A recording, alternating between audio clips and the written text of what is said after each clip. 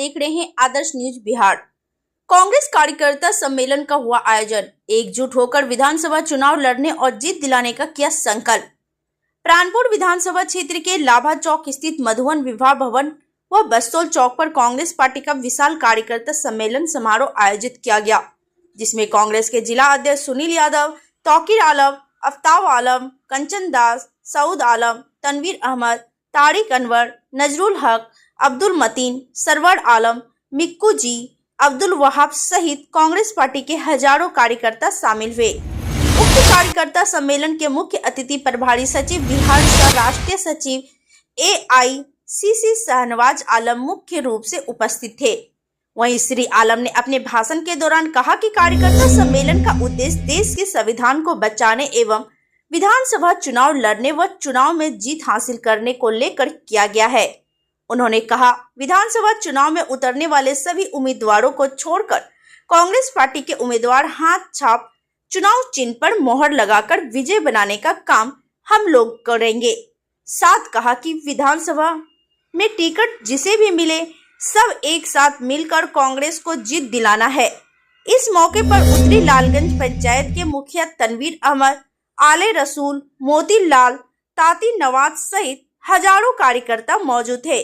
संवाददाता शंभू कुमार महतो। सबसे पहले देखने के लिए हमारे चैनल को लाइक और शेयर, फेसबुक पेज पर देख रहे हैं तो फॉलो, लाइक और शेयर करना ना भूले, और कर लिए हैं तो धन्यवाद। संविधान के जो विचार खतरे में हैं, इन सबको बचाने की लड़ाई राहुल गांधी जी, कांग्रेस पार्टी लड़ रहे हैं। संविधान को इतना आसानी से सरेंडर नहीं करेगा भारत। जिस तरह का इनका विचार है मनुवाद थोपने का, मनुस्मृति को लागू करने का, जनता में इतना अवेयरनेस है कि इनका सपना पूरा नहीं होगा। ये लोग पहले संविधान बदलने के लिए 400 मांग रहे थे, लेकिन जनता ने बता दिया कि ये सब संभव नहीं है भारत में। और उसके बाद हमने देखा कि ये लोग संविधान का सर पे माथा पर उसको टच भी किए मोदी जी। इसका मतलब कि भाजपा जानती है कि संविधान को सीधे हम अटैक नहीं कर सकते हैं, इसलिए उसको टुकड़ों टुकड़ों में ख़त्म करने का कोशिश ये लोग कर रहे हैं। अभी आप देखिए जो पद्म भूषण मिला है, पद्म विभूषण, उसमें एक आदमी को मिला है, विवेक देव रॉय नाम था उसका, मर गया। वो प्रधानमंत्री का आर्थिक सलाहकार परिषद का अध्यक्ष था। उसने एक लेख लिखा अखबार में 2 साल पहले 15 अगस्त को, और लिखा कि भारत के संविधान में सेकुलर, समाजवाद, समानता, ये सब शब्द अब नहीं होना चाहिए, इसको हटा दो। इस पर काफ़ी विवाद हुआ, कांग्रेस पार्टी ने सवाल उठाया। मोदी जी के ऑफिस से कह दिया गया कि ये उसका निजी विचार। अब वैसे आदमी को अगर पद्म विभूषण दिया जा रहा है, साध्वी ऋतंभरा जो बाबरी मस्जिद तोड़ने में शामिल थी, अगर ऐसे लोगों को पद्म पुरस्कार दिए जा रहे हैं, इसका मतलब कि संविधान पे अब टुकड़े टुकड़े में ये हमला करेंगे। चूहा का प्रवृत्ति होता है कुतरना, तो धीरे धीरे उस काम में लोग लगे हैं। लेकिन मुझे लगता है कि जनता बहुत समझदार है, और सबसे अहम कि नीतीश जी जैसे, चंद्रबाबू जी जैसे लोगों को तय करना होगा कि वो किधर है, संविधान के साथ हैं या संविधान के विरोध में हैं। हर जगह तो कुछ ना कुछ कंप्रोमाइज चल सकता है, ठीक है, बहुत सारी मजबूरियां होती हैं, ED, IB सब होता है, लेकिन संविधान के मुद्दे पे तो कोई कंप्रोमाइज नहीं होना चाहिए। मुझे लगता है कि इस बात को विपक्ष तो समझ ही रहा है, विपक्ष के दूसरे दल भी समझ रहे हैं।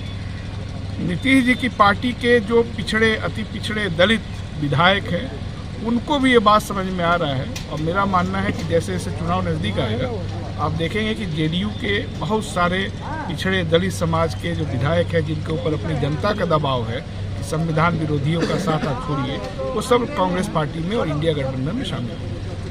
सर, उत्तराखंड में UCC लागू हो चुका है, उस पर कांग्रेस पार्टी इसका विरोध करती है। देखिए, संविधान सभा में बाबा साहब अम्बेडकर ने इस बात को कहा था कि ये अच्छा है, लेकिन ये व्यवहारिक अभी नहीं है, इसलिए उन्होंने उसको डायरेक्टिव प्रिंसिपल्स में रखा, और उसमें ये भी कहा कि भविष्य में जब भी इसको लागू किया जाए तो उसमें स्वैच्छिक रखा जाए, अनिवार्य न किया जाए। जो समाज उसको पसंद करता है उसके ऊपर पहले लागू करना चाहिए।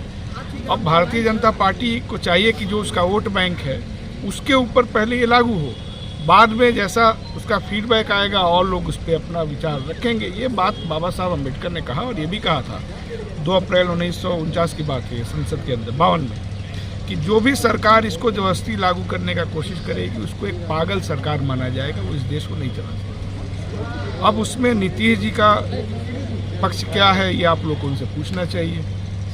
अभी जो वक्फ वाला मामला था उसमें संसद में तो ललन सिंह जी ने उसका समर्थन किया, बाहर ये विरोध कर रहे हैं। तो जो लोग भी थोड़ा सा भी इनके झांसे में हैं जेडीयू के, उन लोगों को भी सोचना चाहिए कि ये आपके साथ, आपके भविष्य के साथ मजाक कर रहे हैं, और इन पार्टियों पे स्पष्ट एक स्टैंड, क्लियर स्टैंड लेने का दबाव पड़ना चाहिए। ये साहस इन पार्टियों में नहीं है।